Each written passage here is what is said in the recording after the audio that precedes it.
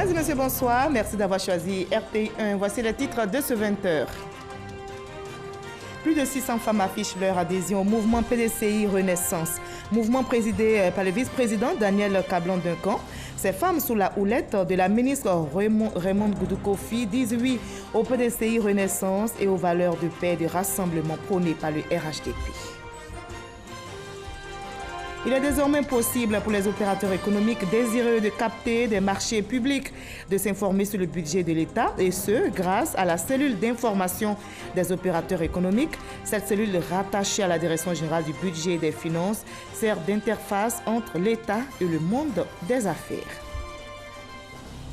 La journée d'hier, vendredi 15 mars, était dédiée aux droits des consommateurs à travers le monde.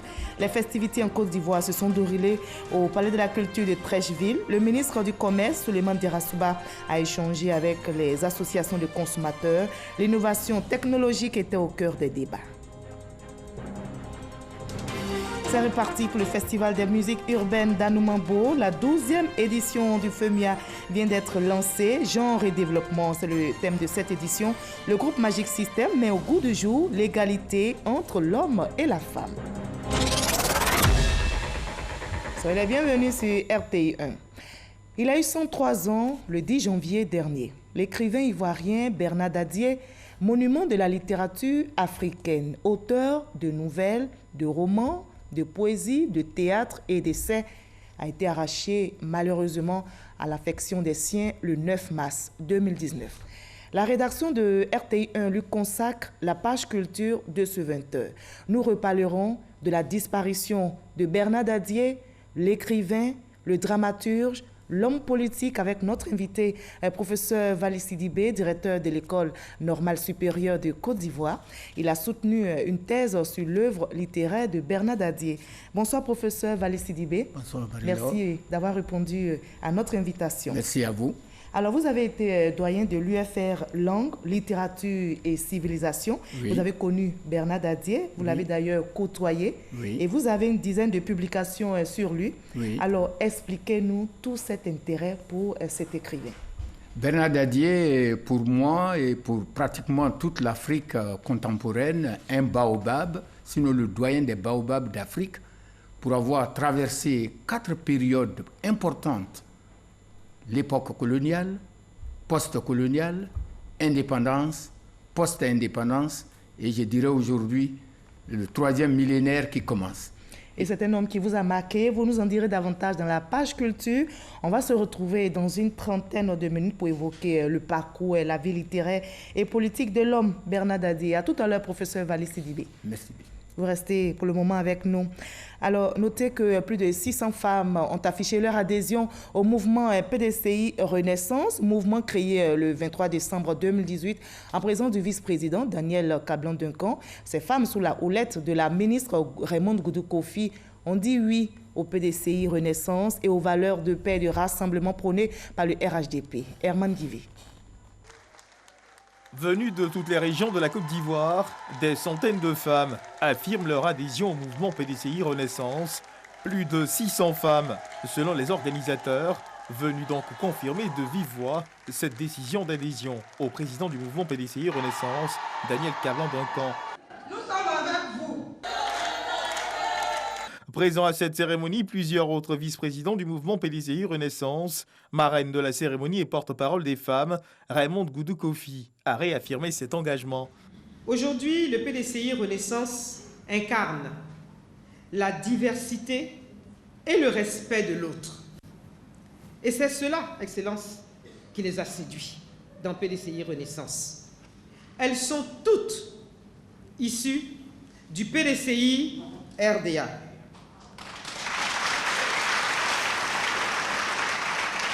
Et avec elles aussi, des associations féminines qui n'ont pas voulu se faire compter l'événement. Elles sont membres des instances du PDCI RDA. Elles deviendront membres des instances de PDCI Renaissance et du PHTP. Elles adhèrent toutes au RHDP comme des Amazones de paix et de vérité. Elles me l'ont dit clairement. Que votre présence à côté de son Excellence, Monsieur le Président de la République, les réconforte. Elles sont avec vous. Excellence, c'est vous qu'elles sont venues écouter. C'est vous qu'elles veulent entendre. Un engagement fort apprécié par le président du mouvement PDCI Renaissance. Chères militantes, aujourd'hui, plus qu'hier, nous devons toutes et tous nous mobiliser pour préserver le navire Ivoire de la violence des flots à l'approche des élections présidentielles de 2020. Je suis donc très heureux de voir aujourd'hui adhérer 600 femmes à notre mouvement. Oui, 600 femmes dynamiques et vaillantes.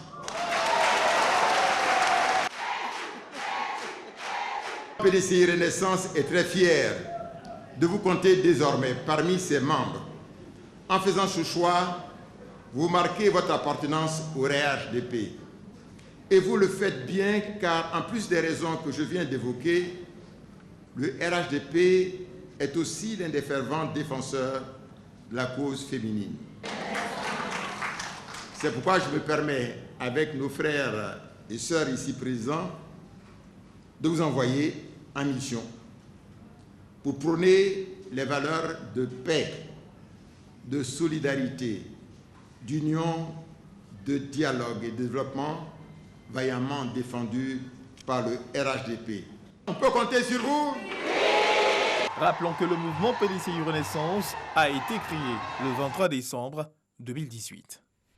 Et toujours sur le terrain politique, un autre mouvement, le mouvement Horizon RHDP, notre héritage, va à la conquête du peuple Atié. Le mouvement veut s'implanter dans la région Atié. Pour le lancement de ses activités, le choix a été porté sur la ville d'Akoupé. Les populations ont exprimé leur reconnaissance aux actions et des développements du président de la République, Alassane Ouattara. Le reportage sur place de Sita Soro. Mobilisation du peuple atié à travers le mouvement Horizon RHDP, notre héritage.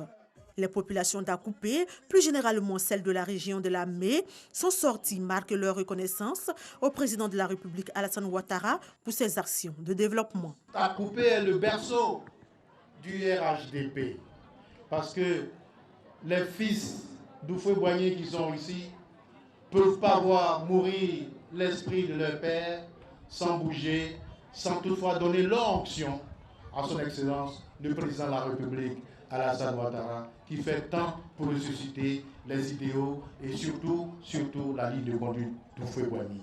Aujourd'hui, notre deuxième sortie dans la mer, vous êtes venu démontrer au Président de la République que vous êtes avec lui et que 80% de la population de la mer vont adhérer massivement au projet de société du président Alassane Ouattara. Mouvement prônant la paix, l'unité et la réconciliation nationale, Horizon RHDP, notre héritage, appelle le peuple atié à véhiculer ses idéaux.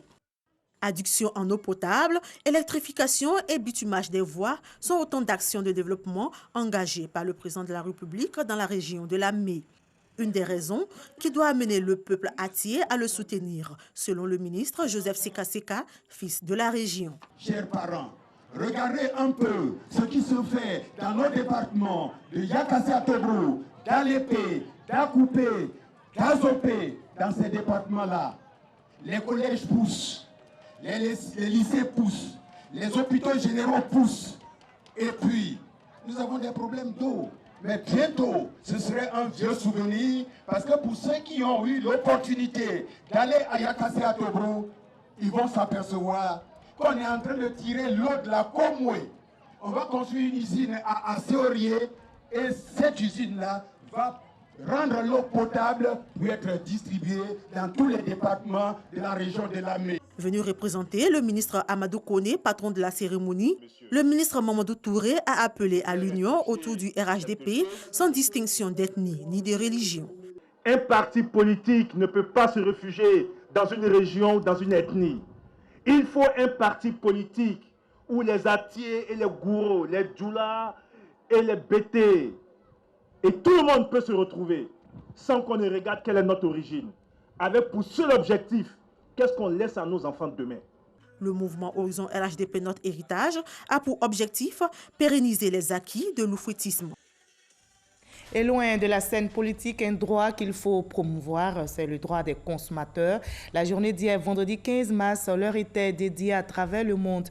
Les festivités en Côte d'Ivoire se sont déroulées au Palais de la Culture de Treichville. Le ministre du Commerce, Souleymane Derassouba, a échangé avec les associations de consommateurs. L'innovation technologique était au cœur des débats, comme nous le rapporte Cheikh Koné.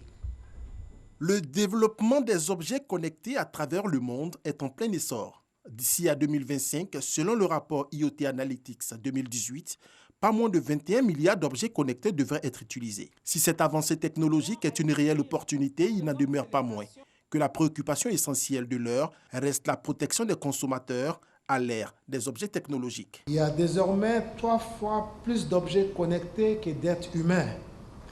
Les connexions de smartphones sont passées de 2 milliards à 4 milliards depuis 2015. Le commerce électronique demeure ainsi un enjeu important pour les organisations de protection des consommateurs et pour le gouvernement, car le souci de confidentialité augmente parallèlement. Est-ce qu'en matière de produits connectés de confiance, l'intérêt des consommateurs est protégé? Parce qu'aujourd'hui, nous avons les données à caractère personnel qui sont pratiquement violées. Nous avons également les piratages par-ci, par-là. Donc aujourd'hui, je pense qu'au travers de cette célébration, c'est d'attirer l'attention quand même du pouvoir public. Au nom des associations de consommateurs, Julie Cablan a réaffirmé leur détermination à jouer leur rôle de partenaire social du gouvernement dans la lutte contre la cherté de la vie. Toutefois, elle a formulé quelques doléances. L'absence de représentants des consommateurs dans les nouvelles structures en charge du transport depuis la disparition de la SONATT et la GETU. L'absence de représentants des consommateurs au niveau du régulateur de l'énergie ANARE Côte d'Ivoire, pour ne citer que ces exemples-là. Monsieur le ministre, l'ensemble des organisateurs de consommateurs de Côte d'Ivoire souhaitent vous rendre un hommage plus grand à la prochaine JMDC pour avoir rétabli les consommateurs dans leur droit d'être entendus au sein de toutes ces structures. Bien avant la visite des stands des associations de consommateurs, le ministre Souleymane Derassouba a procédé à la remise traditionnelle du chèque d'1 million de francs CFA à chacune des associations de consommateurs présentes. Je vous l'annonçais dans les titres, il est désormais possible pour les opérateurs économiques désireux de capter des marchés publics de s'informer sur le budget de l'État. Et ce grâce à la cellule d'information des opérateurs économiques. Cette cellule rattachée à la Direction générale du budget et des finances sert d'interface entre l'État et le monde des affaires. Et elle a pour vocation de renseigner et d'orienter les hommes d'affaires sur les opérations budgétaires. Mama Taoré nous en dit plus. Jules Kofi dirige une PME dans le domaine du bâtiment et des travaux publics. Bien souvent, ce prestataire de l'État visite les locaux de la CELIOP, la cellule d'information des opérateurs économiques. Comme nous sommes en début d'année, je suis venu vérifier si mon compte contribuable fonctionne dans le système. Après vérification, le compte contribuable est bel et bien enregistré dans les logiciels de gestion budgétaire. C'est dire que l'entrepreneur peut se présenter devant les guichets du Trésor public avec une facture valable en cas de prestation. Auprès des services de la CELIOP, les entrepreneurs ont également la possibilité de se renseigner sur l'existence ou non de crédits budgétaires avant d'engager une prestation. Par le passé, on avait des difficultés. Quand un administrateur de crédit nous donnait des prestations à faire, il se trouve qu'on ne pouvait pas vérifier si effectivement le crédit existait. Aujourd'hui, je suis venu déjà et j'ai pu vérifier que le crédit existe et que d'ailleurs je peux faire la prestation sans problème. Les banques qui ont compris le mécanisme viennent vers nous pour s'assurer de ce que le contrat il est régulier, que le contrat il est doté et qu'il y a des mécanismes qui leur permettront, s'ils préfinancent l'opérateur, de recouvrer leurs ressources prêtées. Saisir la CELIOP est aussi possible par voie électronique grâce à la plateforme numérique dénommée e-Requête. C'est le moyen choisi par ces deux entrepreneurs qui souhaitent en savoir plus sur les mesures incitatives prises par l'État en faveur des PME. On a eu certaines informations concernant ces mesures-là qui pourront nous aider pour l'obtention d'éventuels contrats. En plus d'informer et d'orienter, la CELIOP a également pour mission de recueillir les plaintes éventuelles du secteur privé sur les opérations budgétaires. La cellule, c'est un instrument de bonne gouvernance, c'est un instrument de transparence budgétaire qui accompagne l'administration dans son envie de rendre les PME compétitives, dans son envie de rendre les opérateurs plus aguerris pour qu'ils puissent être à l'aise d'aller même compétir ailleurs. Depuis son avènement en 2015, la cellule d'information des opérateurs économiques a traité près de 3600 requêtes émanant du monde des affaires. Une cinquantaine de responsables des PME repartent à l'école. Ils prennent part à une formation initiée par l'agence Côte d'Ivoire PME. Cette rencontre est baptisée Masterclass. Elle a pour objectif de renforcer les capacités des PME en matière de techniques de réduction des coûts logistiques à l'exportation et grâce notamment à la digitalisation. Le reportage de Jean-Luc Bambo. Ils ont répondu nombreux à cette masterclass organisée par l'agence Côte d'Ivoire PME. Ils sont pour la plupart fondateurs ou gérants de petites et moyennes entreprises, animés par la même volonté, conquérir le marché international avec leurs produits made in Côte d'Ivoire, mais également confrontés aux mêmes difficultés. Comment exporter, comment se faire payer tous les rudiments nécessaires pour pouvoir exporter et bénéficier du retour. Non seulement les PME ne sont pas bien outillés dans la maîtrise des mécanismes relatifs à la gestion logistique à l'export. Ensuite, la deuxième problématique auquel les PME sont confrontées, c'est le crédit à l'export, c'est-à-dire l'appui financier à l'export. L'objectif de cette masterclass est de renforcer les capacités des PME en matière de réduction des coûts à l'exportation par les outils digitaux. C'est pas normal qu'on ait un déficit de compétitivité quand on attaque un marché international. Et on a aussi des défis qui sont liés à la capacité à utiliser les outils technologiques pour pouvoir savoir quels sont les marchés porteurs pour son produit, pour savoir comment trouver des partenaires et surtout il y a cette difficulté autour du financement qui est très essentielle. On a beaucoup de champions nationaux qui existent déjà mais qui sont des champions mondiaux en devenir. Ils ne demandent qu'une seule chose et c'est qu'on les accompagne.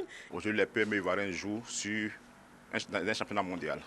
Et qui fait que vous pouvez être basé à Abidjan, mais votre partenaire ou votre compétiteur peut être une PME basée en Chine, basée en Europe. À partir de ce moment-là, en tant que PME ivoirienne, si vous décidez d'attaquer le marché, tant de la sous-région que le marché international, il vous faut acquérir les compétences. Selon les données recueillies sur la compétitivité des PME ivoiriennes, seulement 18% ont commercialisé au moins une fois leurs produits sur les marchés hors de la Côte d'Ivoire. On va s'intéresser maintenant aux prédictions 2019 qui viennent d'être présentées par un cabinet au ministre de l'économie numérique et de la Poste, Claude Isaac-Té. Les principales tendances des secteurs de la technologie, des médias et des télécommunications dans le monde ont été dévoilées.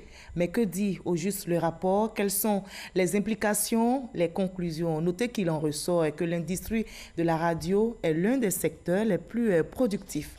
Ouattara Amadou Walter. En 2019, les revenus mondiaux de la radio atteindront environ 22 milliards de francs CFA. Plus de 85% de la population adulte écoutera la radio au moins une fois par semaine. En Côte d'Ivoire, cette évolution de la radio est perceptible avec le développement des émissions de radio filmées. Ces informations proviennent d'un rapport du cabinet Deloitte. Il s'agit de ses prédictions 2019.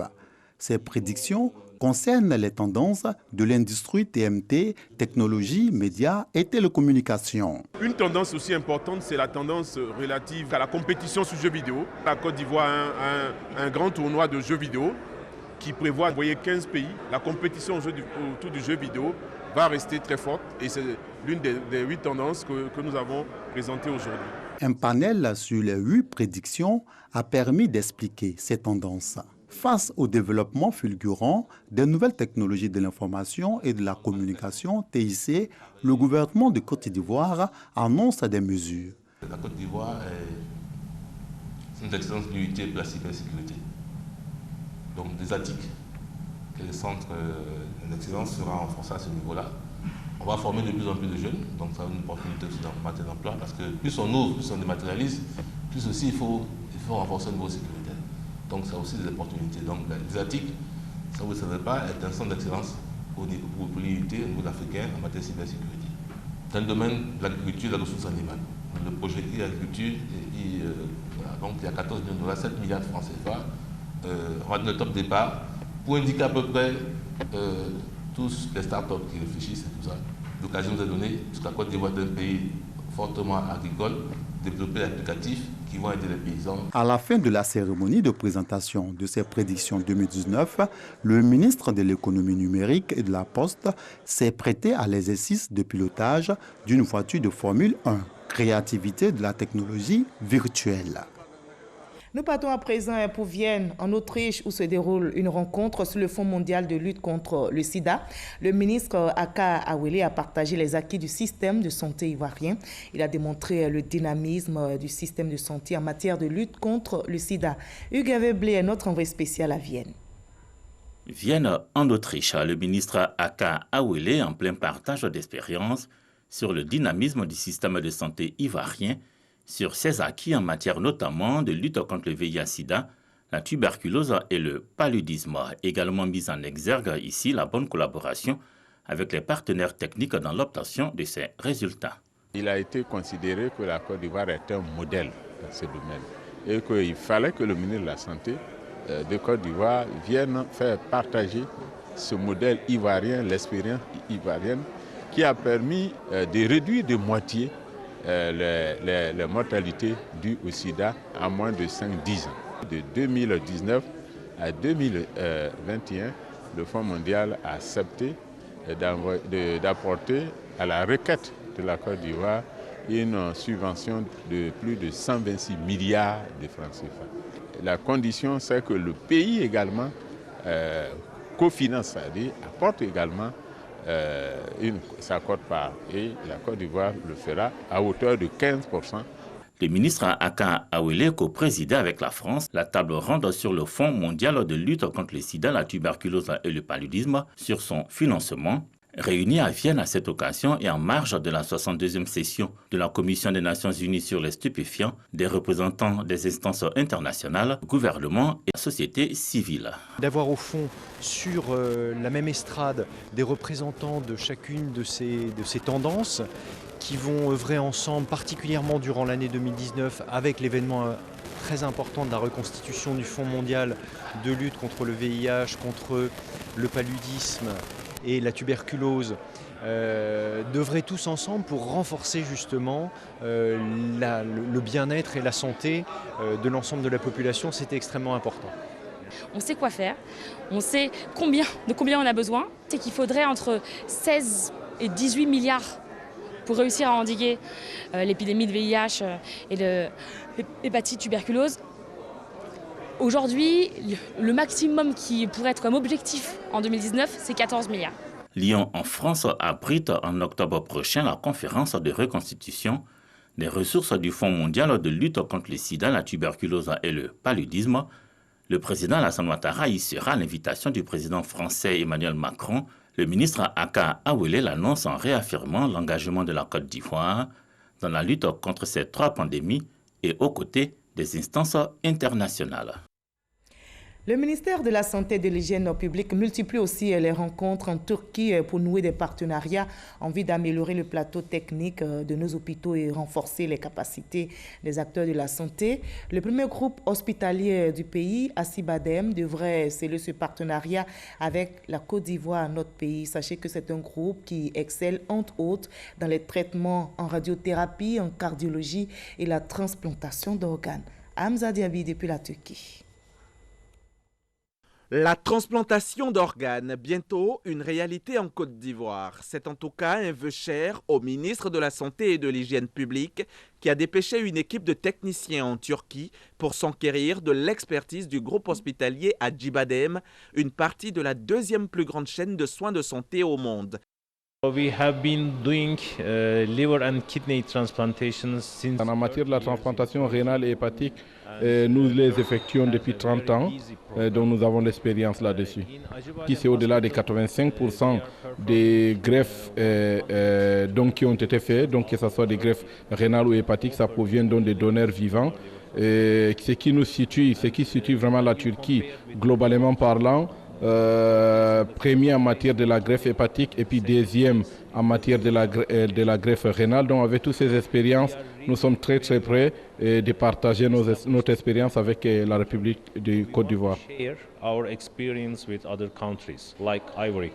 Après l'exposé d'une dizaine de spécialistes dans divers domaines et la visite en plusieurs jours de quelques hôpitaux parmi la quarantaine que compte le groupe à travers toute la Turquie, la délégation ivoirienne est frappée par les locaux, les équipements et l'expertise du groupe hospitalier. Établir une convention ou un partenariat avec Adibadem dans le cadre de la formation des acteurs de la lutte contre le cancer du centre de radiothérapie, aussi bien en radiothérapie mais qu'en oncologie médicale aussi, serait profitable pour notre pays. C'est vrai qu'aujourd'hui, avec l'avènement de la radiothérapie, beaucoup de patients pour lesquels il y avait nécessité d'une évacuation pour la radiothérapie dans un passé récent n'ont plus besoin d'être évacués parce que peuvent être traités en Côte d'Ivoire. Mais dans le cas de l'extension des plateaux techniques, oui, là encore, un partenariat peut être envisagé avec Adibadem en raison de leur expérience. Nous avons découvert qu'ils avaient de grandes réalisations en termes d'hôpitaux. Des hôpitaux, on va dire, futuristes. Depuis l'accueil jusqu'à la prestation des soins, la dispensation du médicament, nous avons découvert de grandes innovations. Et nous avons découvert également qu'ils étaient très aguerris dans le domaine de la technologie, puisqu'ils utilisent du matériel, des appareils qui sont de dernière génération. Nous avons beaucoup à gagner dans cette collaboration. En attendant l'arrivée en avril prochain du ministre à Kaawele à Istanbul pour la signature de la convention de partenariat, ces émissaires se sont attelés ce vendredi à identifier les secteurs qui pourraient être concernés dans le cadre de la collaboration. Adibadem est aussi spécialisé entre autres en radiation-oncologie, en neurochirurgie, en urologie et en hématologie et greffe de moelle osseuse.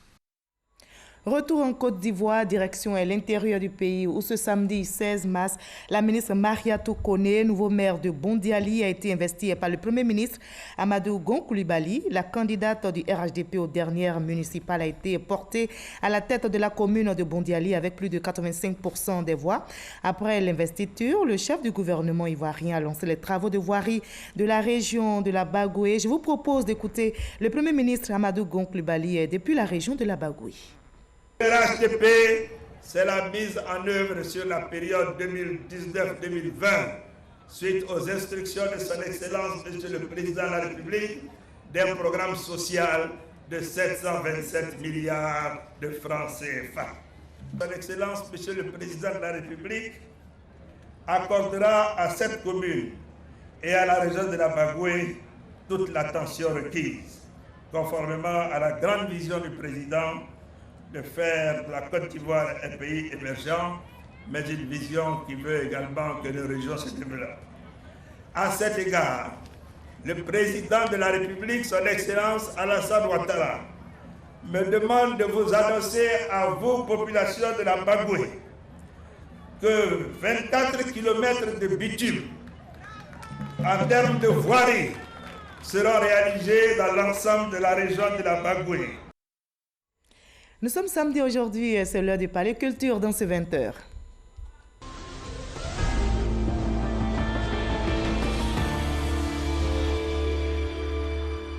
La 12e édition du FEMIA, le Festival des musiques urbaines d'Anoumambo, est lancé. L'acte 12 se déroule autour du thème genre et développement.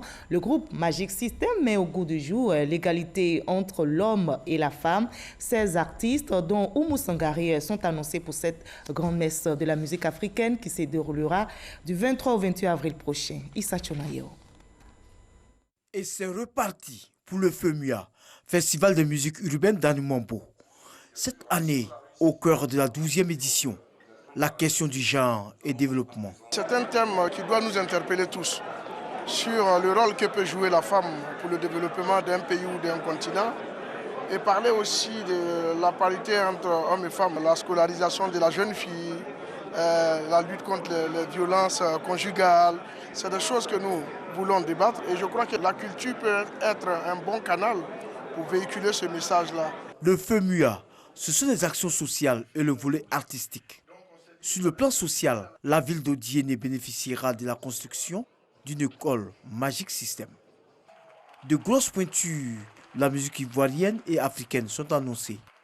Oumou Sangaré, Femi Kuti, Mani Bella, Chantal Taïba, Molière, Claire Bailly et bien d'autres artistes vont égayer le public du côté de l'INJS, Institut national de la jeunesse et des sports à Marcouri.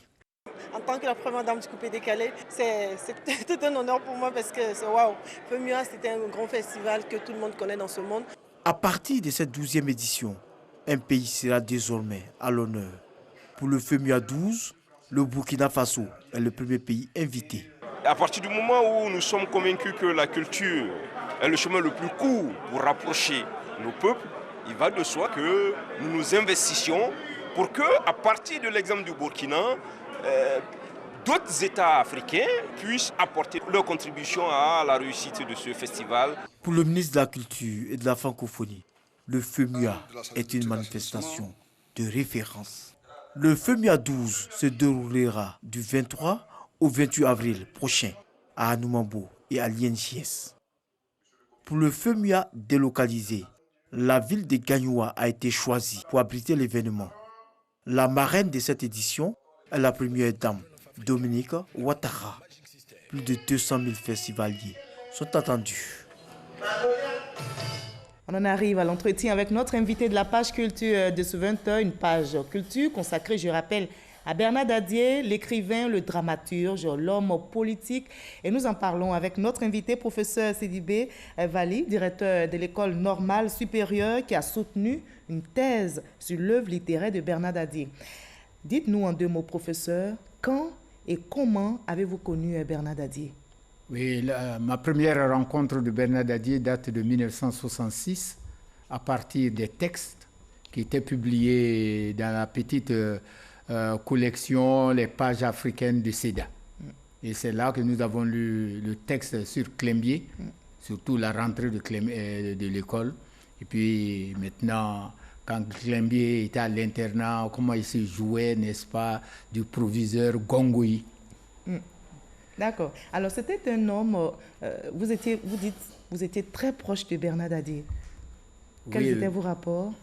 Bernard Dadier était d'abord mon auteur chéri, mais en plus de cela aussi, c'était un homme d'une pudeur extraordinaire et d'une fidélité et qui frisait vraiment l'obsession. Il était toujours jovial, toujours rieur, et je disais qu'il se moquait même de la vie. Et c'est un homme, un bon type, comme dit son oncle Assouan Kofi, parce qu'il était capable d'offrir tout et se dépouiller de tout pour que l'autre soit. C'est rare. Et c'est un homme qui vous a marqué. Alors, du point de vue littéraire, dites-nous, à quel point Dadier a-t-il marqué la littérature africaine? Je pourrais dire que Dadier non seulement a marqué la littérature africaine, même le reportage aussi journalistique. Parce que Dadier est un homme quadridimensionnel. Il fut d'abord journaliste investigateur et il avait pour nom Daouda Mourou, c'est-à-dire le couteau. Et donc il était très tranchant. Ensuite, il fut conservateur. Il était très tranchant. Très tranchant. Vous pouvez nous expliquer en 2 mots? Eh oui, très tranchant parce que Dadier ne sait pas voiler la vérité. Et quand il doit dénoncer, il dénonce en face et il ne sait pas maquiller la vérité. Mais souvent, la vérité sort toujours de la bouche des petites gens. D'accord. C'était un écrivain prolifique, auteur de nouvelles, de romans, de poésie militante. Oui. Vous êtes d'accord avec ce thème de poésie militante? Oui, poésie militante, oui, parce que Dadier avait pour modèle et même ami Léon Gontran Damas. Et tous ceux qui ont étudié la poésie négro-africaine savent quelle était, n'est-ce pas, l'amertume et encore la virulence des mots de Léon Gontran Damas, surtout dans son recueil de poèmes Pygma.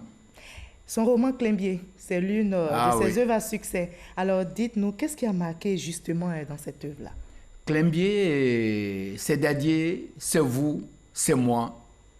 Et je partage une partie de Clembier lorsqu'il passe les vacances à la plantation avec l'oncle Nabia et à son Kofi. Ensuite, à la mort de l'oncle Ndabian, il est confié à Souan Kofi, qui l'amène toujours à la plantation. Et il est initié à la patience paysanne.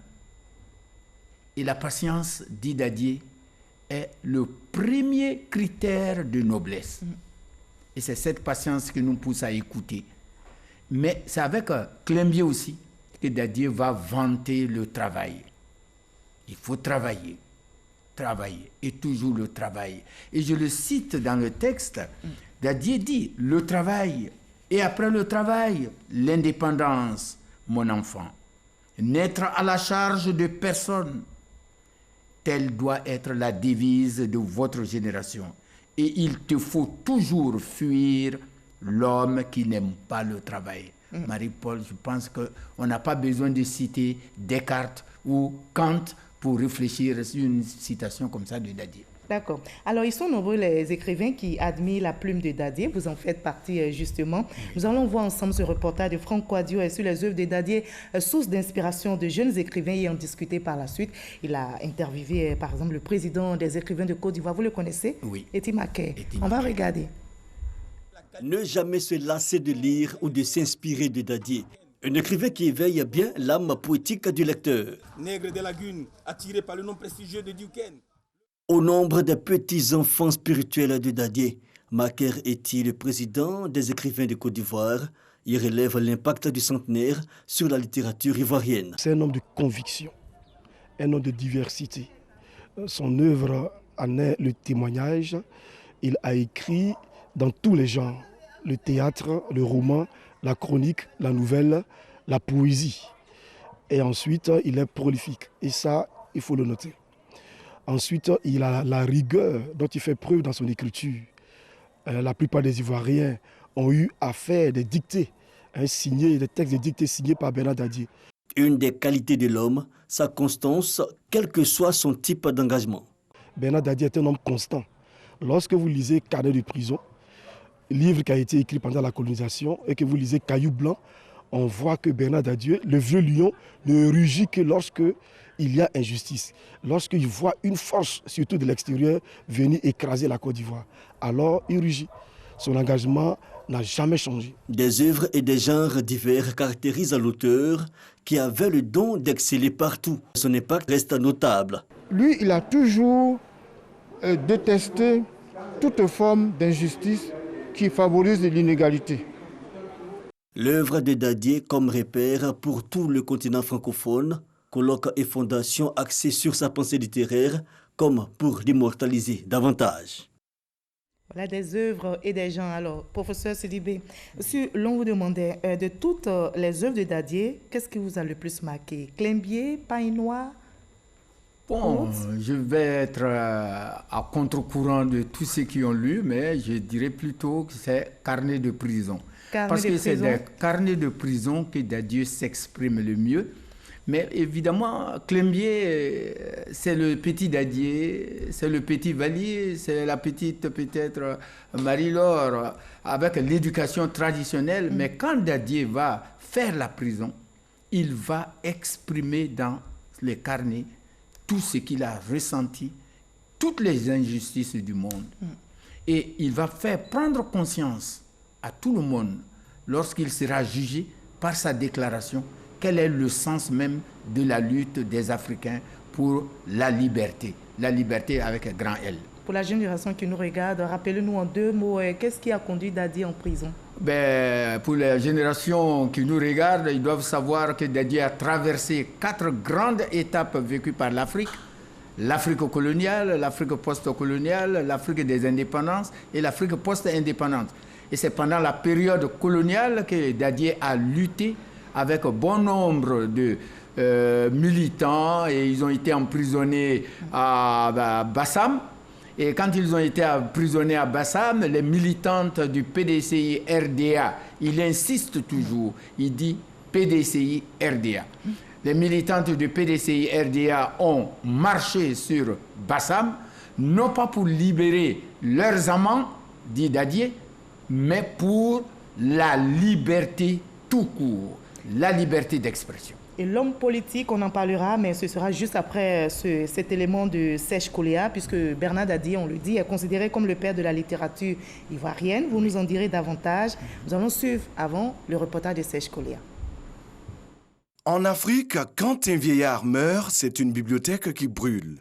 Cette citation de Amadou Ampateba ne s'appliquera certainement pas à Bernard Belin Dadié, tant les disciples et fruits littéraires de l'homme sont nombreux. Depuis 1934, depuis la publication d'Assemian Deilé, imaginez la longueur des lignes qu'il a pu créer pendant ces 80 années d'écriture. L'écrivain centenaire laisse à la postérité une immense œuvre. Son message traverse non seulement le siècle, c'est-à-dire tout le XXe siècle et au-delà, mais son message s'adresse aussi à l'Afrique et au monde. Nous devons faire donc tout pour que tout ce qu'il a écrit puisse être préservé.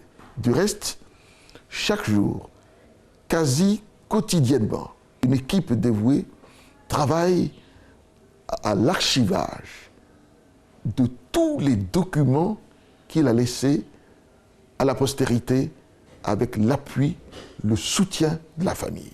Des générations entières d'Ivoiriens et d'Africains l'ont lu et étudié. Nous avons découvert au CE1 et depuis cet âge-là, nous avons aimé son écriture et nous avons fait le pari de devenir écrivain comme lui. Donc nous sommes le fruit de son héritage. Charles Peumont, jeune écrivain et éditeur, fait partie de ces hommes de lettres qui se sont battus pour la pérennité de l'œuvre de Dadié. Peumont a même publié la dernière œuvre du centenaire, Escale dans le temps. L'héritage de Dadié s'étend et s'étendra de génération en génération. Quand vous prenez Escale dans le temps, c'est un texte de ces archives-là, des textes qui datent des années 50-60, et c'est lui-même qui a choisi le titre « Escale dans le temps » ou « Le combat pour la dignité de l'Afrique ». Bernard Dadié n'aura pas vécu en vain, car au fond de chaque intellectuel, universitaire, élève ou étudiant, existe un peu de Climbié, de M. Togonini, de Béatrice du Congo, du Paille Noir ou encore des nègres à Paris pour une Afrique debout. Voilà, Bernard Dadié s'est éteint malheureusement à 103 ans, mais il n'aura pas vécu en vain, on l'a entendu. Selon vous, professeur Sidibé Vali, comment préserver la mémoire et surtout les œuvres de l'auteur de Afrique debout, légende africaine, le Paille Noir, Climbié, un nègre à Paris? Oui, je pense que d'abord que Bernard Dadié, si vous calculez un peu par rapport à ses 103 ans, Bernard Dadié a produit 147 œuvres littéraires et artistiques, 147, soit à peu près 1,42 productions par an pour les 133 ans. Comment préserver toute cette richesse? Nous sommes à l'époque du numérique. Je pense que Dadié a eu une chance extraordinaire parce qu'à l'époque du numérique, les grands éditeurs que nous avons aujourd'hui sur la place, avec les chercheurs que nous avons mis sur la place, ils peuvent facilement numériser les œuvres de Dadié. Et grâce à vous aussi... Et à la fondation, il y a une fondation qui existe. Oui, il y a la fondation qui existe. Il y a aussi des travaux individuels que certains peuvent faire et qui peuvent alimenter la fondation Dadié, notamment tous les travaux de Vinci Léonie Nicole. C'est un exercice que vous allez réussir puisque vous êtes professeur. Nous allons les accompagner. En un mot, dites-nous, alors Bernard Dadié, c'était l'écrivain, c'était le journaliste, mais c'était aussi l'homme politique. Oui. Alors, est-ce que l'œuvre littéraire de Dadié est-elle dissociable de son engagement politique? Pour terminer. L'œuvre littéraire de Dadié peut être dissociable de son engagement politique à des moments donnés, mais pas forcément dans la mesure où l'œuvre est le reflet de la pensée de son auteur. Et dans ces conditions, la réaction de Dadié face à l'injustice, au manque de liberté d'expression et totalement la liberté de presse, je pense que l'œuvre de Dadié est l'expression aussi de son engagement politique.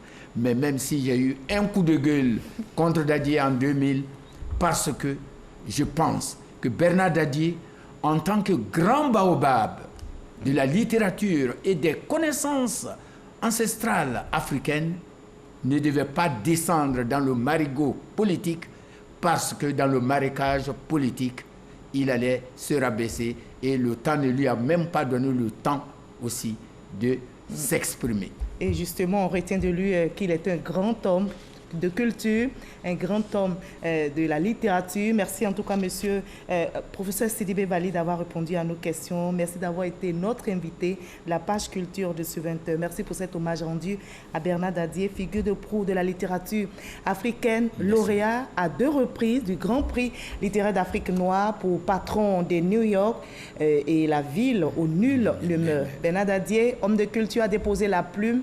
Il a passé le relais à d'autres générations d'écrivains qui continueront de hisser haut la littérature pour que vive la culture. Très belle soirée, à demain 20h.